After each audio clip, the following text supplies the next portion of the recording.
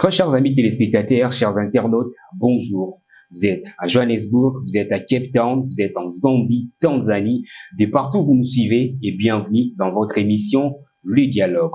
La révision de la Constitution, la crise au sein de l'Union pour la démocratie et le progrès social, ce sont là deux sujets qui défrayent la chronique congolaise. Je vais vous parler de tous ces sujets. Je reçois pour vous Messieurs Corneille Mulumba, un député honoraire, un pionnier au sein de l'Union pour la démocratie et le progrès social. C'est avec lui que nous allons échanger, dialoguer, décortiquer ces différents sujets qui défrayent la chronique congolaise. Bonjour Corneille Mulumba et bienvenue dans cette émission. Corneille Mulumba et bienvenue dans cette émission. Merci de m'accueillir chez vous, pour la première fois. Merci. Merci d'avoir répondu à notre invitation. C'est un devoir. Vous êtes cadre au sein de l'Union pour la démocratie et le progrès social. Qu'est-ce que le fidèle téléspectateur qui vous suivent peut-être ne savent pas de vous par rapport à votre présentation que nous avons faite en quelques lignes? Je suis membre cofondateur de l'UDPS. Ok. Si vous voyez le drapeau de l'UDPS, le logo qui est dessus, c'est moi qui ai conçu ça. Ok. Donc, je suis là depuis le début. Ça fait en fait 44 ans que je suis dans ce combat politique-là.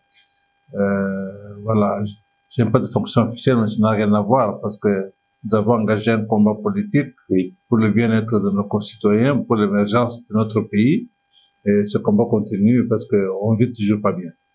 Un combat qui continue, mais actuellement, vous avez dit que vous êtes cofondateur du parti, Monsieur Corneille Mulumba. Aujourd'hui, au sein de l'Union pour la démocratie et le progrès social, ça passe ou ça casse entre Déo, Zoubou, Balola et Augustin Kabouya, actuel secrétaire général du parti et à la fois président AI.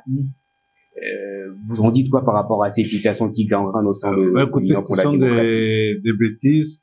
D'abord, ce conflit a lieu dans ce qu'ils appellent UDPS Tshisekedi. Oui. OK?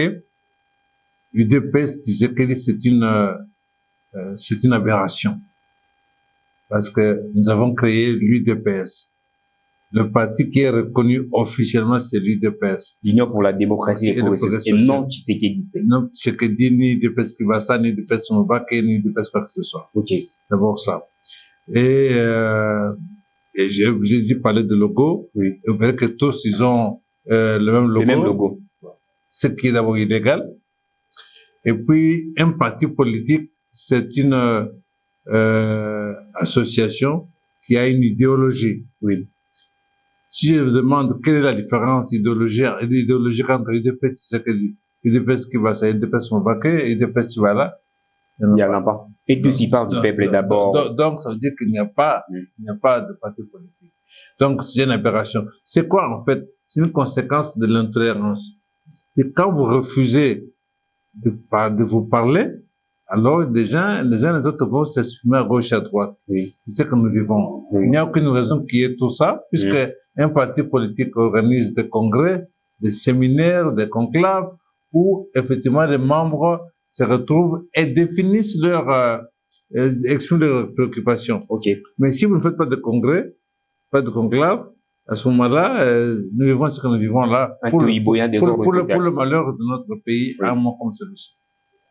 Alors, cette crise, pour vous, parce que vous suivez également de près cette crise, la situation qui se passe au sein du parti, bien que vous avez dit, là, il s'agit de l'UDPS Tshisekedi, c'est non de l'UDPS, mais actuellement, où se trouve l'UDPS avant d'abord de pouvoir enchaîner? Non, c'est-à-dire qu'il y a eu une déviation quelque part. Le train a déraillé. Ok. En ceci que nous sommes partis de l'UDPS, n'est-ce pas? Oui. Maintenant, au sein de l'UDPS, comme toujours quand il y a des groupes, vous avez des personnes qui émergent, dont la personne de Etienne Tshisekedi qui a émergé beaucoup par rapport aux autres. Alors, quand c'est le cas, vous avez la possibilité de vous structurer et de mettre à la tête de votre organisation une personne qui émerge, qui est populaire. Okay. Mais cela n'empêche pas que vous restez un parti politique qui a des règles, qui a des statuts, qui a un règlement intérieur que vous devez respecter. Si vous êtes égoïste, alors vous pouvez toujours tirer à vous et profitez de la situation pour tirer vers vous des gens qui croient en vous. Oui, ok. Alors, au lieu de créer un autre parti politique, vous dites UDPS Tshisekedi. Bah, oui. Alors, c'est là c'est ce qui s'est passé également avec Jean-Marc Kabound lorsqu'il a quitté les partis. Bon, Jean-Marc Kabound, il a créé un autre parti politique. C'est différent, c'est différent. Bon. Alors, donc, à partir de là, il y a une réalité. Nous sortions d'une dictature du régime de Mobutu. Oui. Et les gens ont tendance à croire plus à l'individu, si vous voulez. Donc, d'avoir un autre Mobutu face à Mobutu qui était là. Okay. Mais un bon Mobutu, si je m'exprime ainsi. Et la masse a suivi Tshisekedi. De ce fait, pour la masse, Tshisekedi allait changer leurs conditions de vie, allait tout changer. Donc, quelque part, l'UDPS des origines a perdu sa vision, c'est-à-dire pas sa vision, mais son importance, puisque Tshisekedi a incarné ce combat politique. Vous voyez. Donc, c'est peu ça. Mais la conséquence est que quand vous bâtissez tout sur un individu, le jour où cet individu n'est pas là, tout s'effondre. Et c'est ce que nous vivons. Il y avait Tshisekedi, oui, mais quand il est parti, c'est fini. Donc, on vivait ce que nous vivons. C'était prévisible. Vous êtes pionnier, quand même, de ces partis politiques. Vous êtes membre cofondateur. Mais au regard de cette situation, pourquoi vous restez toujours silencieux sans pour autant intervenir pour essayer un peu de trouver une solution palliative face à cette situation qui ronge le parti? Non. Comme j'ai dit, c'était prévisible. Oui. Il y a plus de 10 ans que j'ai dit que voilà ce qui va arriver. Okay. Je le décris, je vous enverrai même la documentation. Oui. Depuis plus de 10 ans, 15 ans même que j'ai dit voilà ce qui va arriver. Une crise donc que vous avez déjà alerté. Je vais vous envoyer le document, vous allez voir que j'avais vraiment prédit ça. Mais qu'est-ce que vous avez préconisé? Parce que vous avez alerté cette crise, alors quelle solution que vous avez préconisée pour faire face à la solution que nous avons préconisée, c'est de dire d'abord, du vivant des présidents Tshisekedi, nous avons dit, qu'il fasse, puisqu'il est le plus populaire, qu'il rassemble les membres du parti, pour que nous puissions nous parler entre nous, que nous puissions adapter les modalités de fonctionnement au sein du parti. Il n'était pas dans cet avis-là, parce qu'il était très populaire. Pour lui, bon, c'est le gars devenu chef de l'État. Je dis, mais, devenir chef de l'État, faut faire attention. Dans un pays comme le nôtre, ce n'est pas seulement les élections. Oui. Il y a beaucoup d'éléments qui interviennent et beaucoup de forces extérieures qui ne dépendent pas de nous. Donc, si nous avons une bonne organisation, nous serons toujours du pouvoir. Si on n'a pas de chef de l'État, on peut être majoritaire au Parlement et former un gouvernement. Oui. L'essentiel est que nous puissions apporter ce que nous avons, nos idées, pour aider notre peuple. Alors, ça n'a pas donné. Alors, en 2017, nous avons organisé les pionniers de l'UDPS ont convoqué un conclave de cadres du parti. Nous avons tenu ça à Venus Village. Venus Village, c'est du côté de Mikondo ici. Ok. Nous avons fait un travail important, tout dans le sens de la réunification. Mais encore une fois, ceux qui se revendiquaient qui étaient les plus populaires n'étaient pas intéressés. Et nous avons manqué de moyens d'aller plus loin, parce que l'idée était que nous puissions avoir un congrès. Par la suite, il y a eu un congrès, mais un faux congrès. Un congrès où on décide qu'un tel peut venir, qu'un tel ne vient pas, ainsi de suite. Oui. Ce congrès a décidé de désigner Félix Tshisekedi comme président du parti et comme candidat président pour l'élection présidentielle. Okay. Bon. Il est devenu président et il a désigné Marc Kabound comme secrétaire général, comme intérimaire, président intérimaire. Président Aïe. En violation totale de nos statuts, parce que les statuts ne prévoient pas ça. Et Marc Kabound a nommé aussi Kabouya secrétaire général, qui n'a pas le droit de faire. Ce sont des prérogatives d'un congrès. Bref, tout a dérapé. À partir de ce moment-là, on est dans cette situation où il n'y a plus de statut, il n'y a plus rien, il n'y a plus rien. Alors, j'avais proposé, il y a quelques semaines, je dis non. Pour apporter les changements dont notre pays a besoin, il faut qu'on ait des organisations fortes.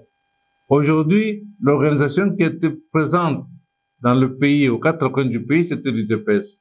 Et nous devons trouver le moyen de remettre ça debout. Alors, je dis, puisqu'il reste encore 4 des 13 parlementaires des origines qui sont survivants, et puisque vous avez une autorité légitime, n'est-ce pas, et historique, légitimité historique, ils peuvent rassembler, lancer un appel pour rassembler les différents cadres qui ont cette fonction à différents niveaux, pour que nous puissions nous parler et remettre l'UDPS debout. Oui. C'est comme ça qu'on pourra même soutenir le président là où il est, c'est comme ça qu'on pourra peser sur le gouvernement pour apporter les réformes qui vont changer le contenu de vie de nos concitoyens. Okay. Bon, cette affaire est en cours et pas plus tard que samedi, je crois, l'un des 13 parlementaires a lancé cet appel-là et il a demandé que les gens comprennent qu'on devrait être tous ensemble et qu'il ne peut pas y avoir plusieurs UDPS et qu'au besoin, on pourra engager des poursuites judiciaires parce que la loi l'interdit. Okay. Et on voit ce que ça va donner, si ça peut permettre de rassembler les gens amis. Alors, aujourd'hui, l'UDPS, on peut dire qu'il y a à plusieurs facettes. D'autres membres du parti sont en train de suivre le leadership des DO, de Zoubou Balola, et d'autres sont encore derrière Augustin Kabouya. Si on comprend par rapport à nous comprenons bien votre intervention, nous sous-entendons que cette crise est partie, au fait, du mandat spécial, au fait, de la nomination du secrétaire général Jean-Marc Aboun par Etienne Tshisekedi Wamulumba, mais également du nomination aussi d'Augustin Kabouya par Jean-Marc Aboun, en fait. Non, le mandat spécial s'est fait par Félix Tshisekedi, pas Etienne Tshisekedi. Okay. Le mandat spécial à Kaboun a été donné par Félix Tshisekedi, en violation des statuts. Oui. Donc, tout est là. Mais tout part d'abord du faux congrès qu'il y a eu, okay, qui a légitimé. J'ai dit aux uns aux autres que nous ne sommes pas là pour accumuler des millions, des dizaines de millions, de centaines de millions de dollars. Nous avons créé l'UDPS parce que nous devions changer le contenu de vie de nos concitoyens. Parce que ce pays est doté de toutes les ressources naturelles. Tout ce qu'il faut. Nous avons une grande population, une grande jeunesse. Si nous pouvons exploiter toutes ces ressources, en RDC, il ne peut pas y avoir de chômage des jeunes. Pourquoi? Parce que tout est à faire. En RDC, il ne peut pas y avoir, notre monnaie ne peut pas être comme ça volatile, parce que nous avons des minéraux les plus recherchés pour soutenir cette monnaie. En RDC, nous avons les eaux, les forêts, tout ce qu'il faut, toute l'énergie. On peut pas être là comme nous vivons aujourd'hui. Donc c'est un problème de leadership et d'organisation et de force pour peser. Les étrangers n'ont pas intérêt à ce que nous puissions progresser, parce que de notre désordre, eux tirent profit. Donc, pour faire face aux étrangers, il faut que nous soyons organisés. On se plaint du Rwanda qui nous attaque, mais la RDC, c'est plus de 150 millions d'habitants. La RDC, c'est une armée de plus de 150 000 personnes. Et cette jeunesse, si nous pouvions l'utiliser autrement, bien l'encadrer, nous pourrons avoir l'armée la plus forte de l'Afrique, pratiquement. Et c'est un problème de leadership. Alors maintenant, ceux qui suivent DO, ceux qui suivent Kabouya, c'est des banalités. Parce que la seule façon possible, logique, normale pour un parti politique, c'est d'organiser un congrès. C'est ça, un parti politique. Mais c'est ça la mission confiée également à Déo Bisou par la CDP, la Convention démocratique. Oui, mais là, il parle de l'UDPS Tshisekedi. Ça, non. Ça n'engage pas l'UDPS dans son intégralité. Le parti politique, c'est une association. Une association à ce qu'on appelle l'association, donc l'Assemblée générale des membres. Oui. Dans le cadre des partis politiques, le top, hein, la structure suprême, c'est le Congrès. Celui qui désigne les dirigeants du parti, les animateurs, c'est lui qui met en place les structures, celui qui modifie les statuts et tout ça. Convoquons le Congrès, retrouvons-nous dans un Congrès, et mettons sur pied les règles qui vont conduire tout le monde à respecter. Excusez-moi de pouvoir vous interrompre. Maintenant, où se trouve actuellement l'UDPS? Parce que vous parlez de l'UDPS, tu sais qu'il dit, c'est l'UDPS qui bat ça, et le vrai UDPS que vous, en tant que père cofondateur, vous avez créé, c'est actuellement. Le mouvement qui était parti a fait que l'UDPS d'origine, que les gens ont suivi, Tshisekedi le père, pas bien ça, Tshisekedi le père, et l'UDPS RC sur le côté. Et lui, ce que dit le père, a joué cette carte-là de moi. Vous comprenez? Et ça faussait le jeu. Entre quand ce que dit le père dit qu'il va faire partir Mobutu et que les gens vont vivre autrement. Les gens suivent. La masse, c'est la masse. Et ça a mis en second plan l'UDPS. C'est pour ça que je salue l'initiative de fondateur Sangangele, un des parlementaires, qui veut relancer. Mais si c'est le problème de ces gens trouvé, l'essentiel est que de rassembler tout le monde autour du projet de société de l'UDPS. Pourquoi nous avons créé l'UDPS? Dans quel objectif? Où est-ce que nous en sommes aujourd'hui? Et qu'est-ce qui est devant nous? Et pourquoi nous tournons? Pourquoi le pays n'avance pas? Pourquoi? Toutes ces pourquoi-là.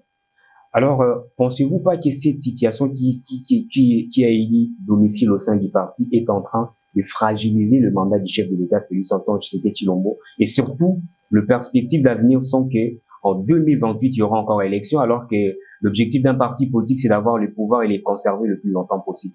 Mais vous avez raison, mais lui-même, il est responsable.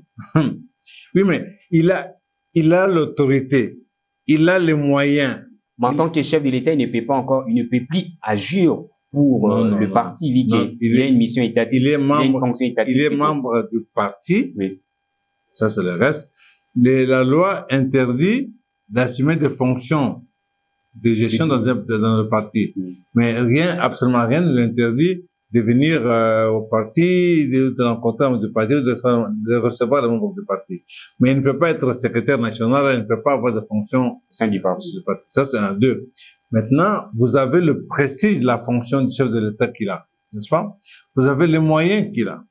Il a donc la possibilité, s'il le décide aujourd'hui, de donner un mot d'ordre pour que tous les députés, les sénateurs, tout le monde fasse une cotisation spéciale, lui-même y compris, et que un congrès soit organisé. Et celui qui sera le principal bénéficiaire, parce qu'à ce moment-là, c'est-à-dire que tout le monde doit s'exprimer d'une seule voix, et c'est lui qui va bénéficier de ça.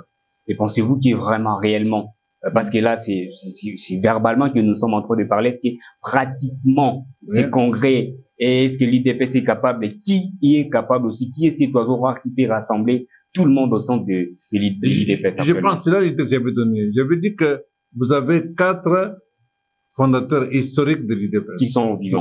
Qui ont survécu. Mais si le président leur demande et que les moyens sont disponibles, ils peuvent convoquer. Et personne ne va les contester puisqu'ils sont historiques. Mais ces fondateurs aussi ont des couleurs et des tendances. Il y a d'autres qui sont du côté des Kabouya et d'autres qui soutiennent également des... Si le chef de l'État leur demande de dire, écoutez, convoquer un congrès, il n'y a rien qui dit que si demain il y a un congrès, que Kabouya ou Bizibou ou bien qui va être désigné comme le chef. Oui. N'est-ce pas? L'UDPS, c'est un réservoir de hauts cadres de toute nature. Donc, des gens vont s'exprimer, des gens vont poser des candidatures. Oui. L'essentiel est qu'on sorte de là avec des textes acceptés par tous, que ce soit des statuts, que ce soit des règlements intérieurs, que nous puissions sortir de là avec un bureau politique constitué de personnalités qui pèsent, qui ont de la vision, qui ont de l'envergure, qui ont de la compétence, parce que c'est ça l'UDPS. Un secrétaire général de l'UDPS, c'est quelqu'un qui est appelé à être Premier ministre ou un président de la République. Donc, ça ne peut pas être n'importe qui. Avoir comment dirais-je, les bureaux politiques, avoir des organes délibérants, avoir les bureaux d'études et tout ça. Donc, on sort de là maintenant renforcé. Mais aujourd'hui, la personne qui a autorité du fait de sa fonction prestigieuse, c'est le chef de l'État. La personne qui a la légitimité historique pour ne pas être contestée, ce sont les 4 fondateurs suivants. Mais on voit très souvent c'est la veuve, Maman Marx, qui interviennent très souvent pour rassembler soit les cas Bizoubou, soit les cas Augustin Kabouya lorsqu'il y a un problème au sein du parti. Est-ce que vous n'exposez pas cette dame au sein du parti? Mais je pense que c'est elle-même qui s'expose. Je vois mal la maman de Macron ou la maman de François Hollande convoquer les membres du Parti socialiste ou non. C'était même un parti, c'est le Congrès. Ce sont des structures, n'est-ce pas? Donc, c'est pas, ça, c'est une conséquence de du déraillement dont j'ai parlé tout à l'heure au début de l'émission, quand j'ai parlé de UDPS Tshisekedi. Quand vous parlez de UDPS Tshisekedi, c'est-à-dire c'est une UDPS où les parents de Tshisekedi, les tantes, les nièces, les cousins, les frères, tout le monde a à dire, plus que les règles. Il n'y a pas de règles, vous comprenez? Oui. Donc c'est pour ça qu'on en arrive là. C'est pas chez maman Marthe qu'on doit aller, c'est notre maman que nous devons respecter.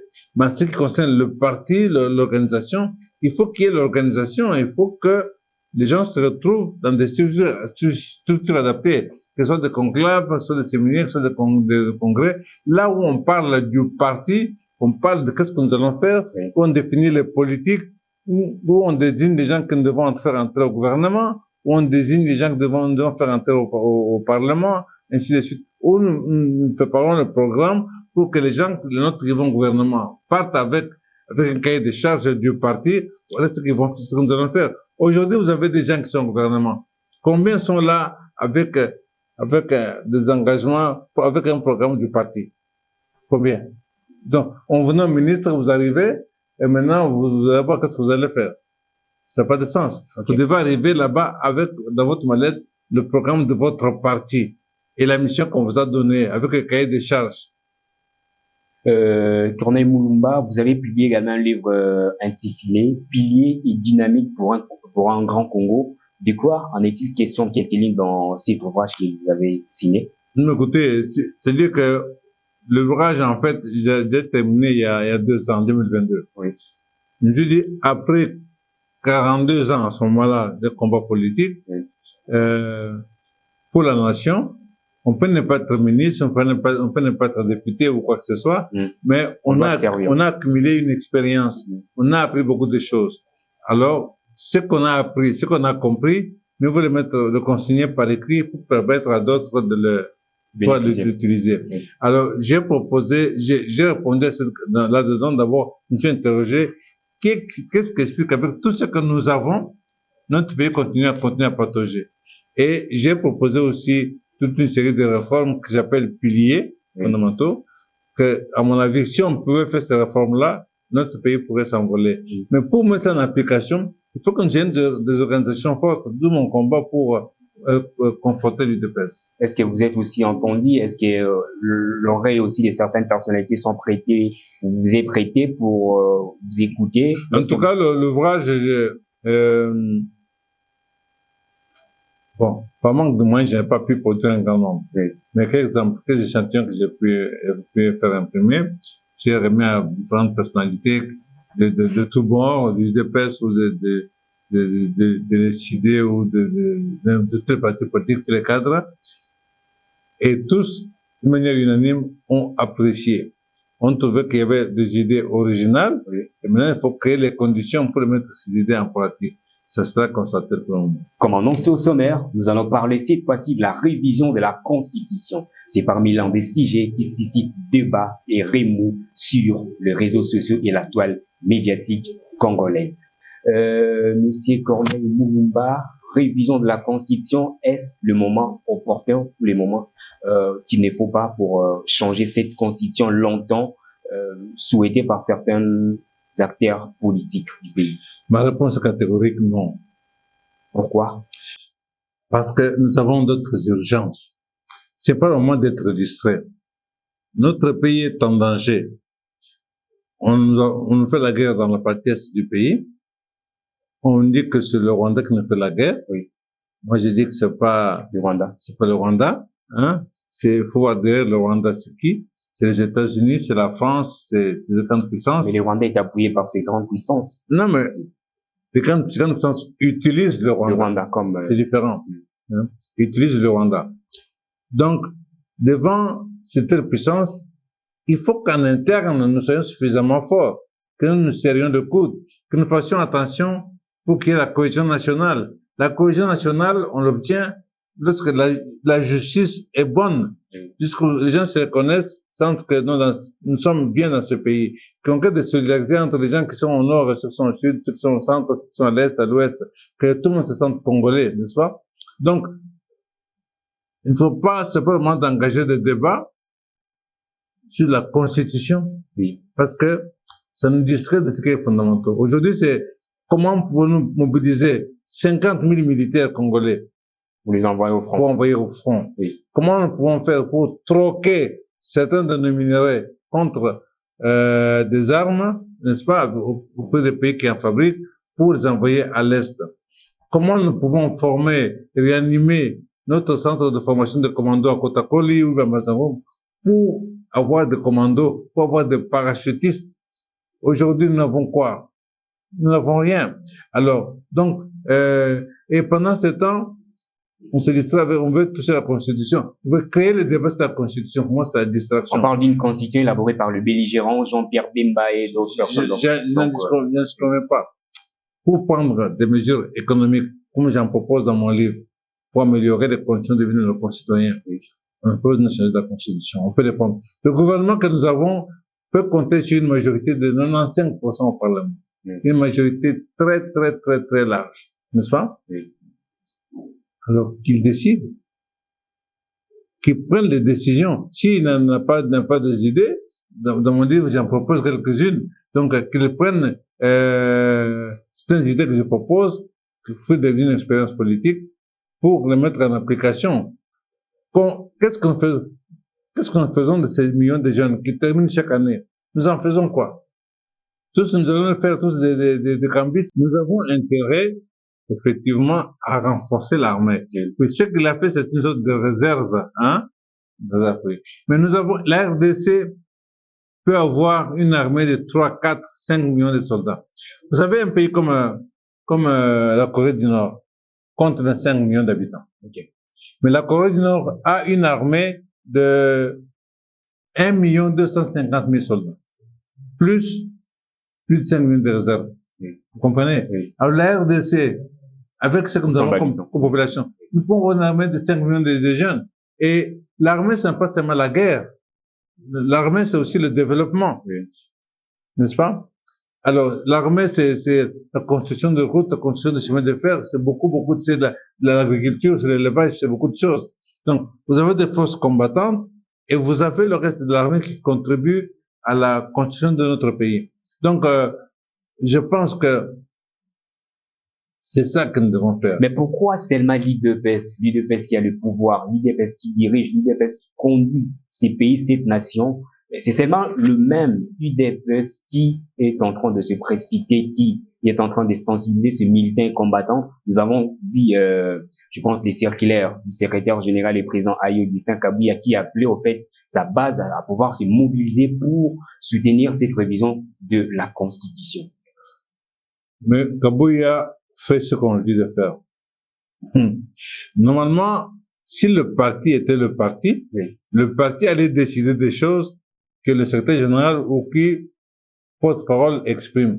Dans le cas présent, avez-vous une décision si importante que changement de la modification de la Constitution, oui, avez-vous entendu, est-ce une décision prise par un conclave de l'UDPS? Pas encore. Mais le Kabouya vient comme ça, il appelle tout le monde, voilà, on va changer la Constitution. Il est en train de monopoliser les pouvoirs, si on comprend. Non, mais il fait ce qu'on lui dit de faire. S'il fait ce qu'on dit de lui faire, donc il y a quelqu'un qui est derrière lui. Mais oui, mais c'est quelqu'un qui est derrière lui, c'est ce qui... Kabouya est arrivé là comment? Il est arrivé là comment? Par nomination. Vous parlez de l'UDPS de Tshisekedi. Donc, c'est la famille biologique de Tshisekedi qui l'a imposé là. Ok. C'est ce qui explique d'ailleurs qu'il peut continuer à faire le dos. Il dit, tant que j'ai le soutien de la famille de Tshisekedi, personne ne me fait quoi que ce soit. Oui. Et que donc, quelque part, le parti est pris en otage. Donc, si nous voulons servir le pays, il est urgent de faire un congrès de refondation de ce parti, que nous puissions redéfinir les textes, redéfinir nos statuts, nos lois, donc le règlement intérieur, mais doter le parti d'un véritable bureau politique, de personnalités qu'on respecte et qui se respectent, et en qui tout le monde se reconnaît, et réanimer nos comités fédéraux, nos cellulaires et sectionnaires et tout ça. Et à ce moment-là, ceux qui s'expriment au nom du parti, ils ont un mandat, ils peuvent être contestés s'ils déraillent, et ainsi de suite. Et donc, et le chef de l'État lui-même, ce sera aussi un peu plus fort. Alors, pour le moment, ça donne l'impression qu'on veut seulement créer les conditions pour pouvoir renouveler, ajuster le mandat. Parce qu'il s'apprête déjà, il Je voudrais dire aux uns aux autres que Patrice Emery Lumumba a été premier ministre de ce pays pendant 3 ou 4 mois. Il est considéré comme héros national. Et jusqu'à aujourd'hui, aller dans le monde, il n'y a aucun Congolais vous avez trouvé des boulevards en Iran, vous trouvez des boulevards en Amérique latine, vous trouvez des universités en Russie, après ça doit compartir ce moment. Même dans notre pays, n'en parlons pas. Oui. Donc, je veux dire que ce n'est pas le nombre d'années que vous restez là qui est important, c'est ce que vous faites. Alors la question, au cours des premiers mandats, le pouvoir en place a fait quoi? Il a commencé par tourner le dos à nous, les pionniers de l'UDPS, nous qui sommes battus, commençons par là. Et concrètement, en termes de réalisation pour le pays, il a fait quoi? Quelles sont les réformes économiques? Quelles sont qui ont été faites? Là, vous vous posez des questions, donc le bilan est chaotique. Non, mais chaque Congolais peut dire, quelles sont les réformes qui ont été faites? Qu'est-ce qui a changé dans les conditions de vie des Congolais? Qu'est-ce qui a changé? Alors, est-ce qu'on... Il y a la gratuité de la maternité, l'abattement de l'enseignement. Vous commettez une erreur. Pourquoi? La gratuité de l'enseignement, comme c'est la maternité, est une mesure sociale, n'est-ce pas? Vous ne pouvez pas distribuer ce que vous n'avez pas. Oui. La gratuité de l'enseignement primaire coûte à peu près 2,5 milliards de dollars. Oui. Vous avez un budget d'une quinzaine de millions de dollars, même pas. Comment pouvez-vous objectivement prétendre prendre en charge la gratuité de l'enseignement? Avec ce risque que si vous n'êtes pas en mesure de le faire, vous tuez l'enseignement. Oui. À très court terme, vous avez l'impression que c'est bien, mais en réalité, vous tuez parce que vous n'avez pas les moyens de le supporter. Oui. C'est pareil pour la gratuité de la... Par exemple, on assiste à des grèves à répétition. Donc, ce qu'il fallait faire, ce sont des réformes économiques, comme j'en propose dans mon livre, oui, pour améliorer notre économie. Si l'économie est florissante, alors on peut faire tout ça sans problème. Mais pour le moment, ce n'est pas le cas. D'accord. On va poursuivre avec vous, messieurs Corneille Lumba. On arrive presque à la fin de cette émission. Quel est aujourd'hui le message, vous, en tant que pilier, en tant que membre cofondateur de l'Union pour la démocratie et le progrès social, que vous pouvez lancer à la base, que vous pouvez lancer à tous les combattants, à tous les cadres ainsi qu'aux cadres du parti, au regard de la situation qui prévaut, non seulement celle du parti, mais au regard de la situation en général au niveau du parti, parce que l'UDPS aujourd'hui a les pouvoirs et l'UDPS, on attendait beaucoup de l'UDPS lorsque ces partis politiques devraient avoir le pouvoir. Et parmi les attentes de la population, et aujourd'hui beaucoup de peuples congolais, je l'ai dit, sont déçus du comportement, sont déçus de la gestion de l'Union pour la démocratie au pouvoir. Je dirais au peuple congolais que l'UDPS n'est pas au pouvoir. Félix Tshisekedi est président de la République, oui. Il a fait venir ses amis avec lesquels il gouverne. L'UDPS en tant que parti politique, en tant qu'idéologie, en tant que combat politique n'est pas au pouvoir. Mais la plupart de ces ministres sont quand même de l'UDPS. On a vu Nicolas Kazadi, on voit d'autres de ministres, ils sont toujours du côté du regroupement politique de l'UDPS. Vous avez cité Nicolas Kazadi. L'UDPS, vous avez tous les scandales que nous avons connus de forage et de lampadaires compagnie. Est-ce que vous pouvez m'imaginer que l'UDPS ayant combattu comme nous avons combattu, on va là pour avoir des millions de dollars, 30 millions de dollars de scandales. On est de scandale en scandale. Et il n'y a personne qui est en prison.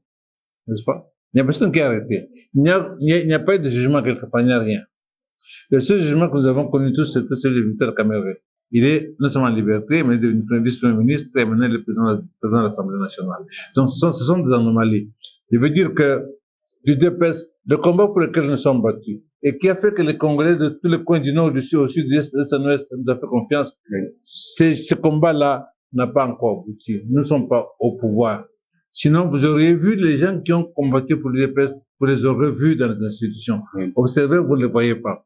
Bon, soit. Donc, vous êtes mis dans les oubliettes. Le combat doit continuer. Ça, c'est un. Deux. Pour que nous apporter les changements qui sont nécessaires, parce que notre pays a tous les atouts, nous devons être capables de remettre notre parti debout. Et ça commence depuis le village, comme nous l'avons fait. Nous sommes partis de zéro, nous avons doté ce pays du plus grand parti politique qu'il n'ait jamais connu dans son histoire. Donc, ça veut dire que c'est avec ça qu'on peut faire face et ceux qui veulent nous déstabiliser dans l'Est, ceux qui veulent déstabiliser notre économie, ainsi de suite. Donc, je dis aux uns aux autres de mobiliser. Un parti politique ne se conçoit pas sans un congrès. Et un congrès du parti politique, c'est pas un endroit où on peut venir celui-ci, on peut pas venir celui-là. Non, non, non. C'est tous les cadres représentatifs doivent être là pour parler de notre parti. L'UDPS appartient à ses membres. L'UDPS n'appartient à qui ce soit, non. L'UDPS appartient aux membres. Les membres qui sont représentés par le Congrès, le Congrès. Donc c'est là où nous devons débattre, discuter, franchement, qu'est-ce que nous faisons? D'où venons-nous? Où allons-nous? Quelle est la situation aujourd'hui? Et trouver les remèdes qu'il faut. Donc, s'il y a une chose à faire aujourd'hui, c'est accepter, concevoir que rapidement, même d'ici décembre, que les puissent tenir un grand congrès, et alors ce serait un nouveau départ. Et le chef d'État va se retrouver parce qu'il trouvera dans l'UDPS une vraie force politique, et l'union sacrée, c'est du sable, il n'y a rien de bon.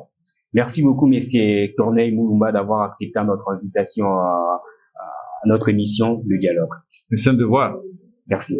Très chers amis téléspectateurs, nous sommes arrivés à la fin de cette émission. Merci de votre attention soutenue. On se retrouve donc au prochain numéro dans les jours qui viennent. Au revoir.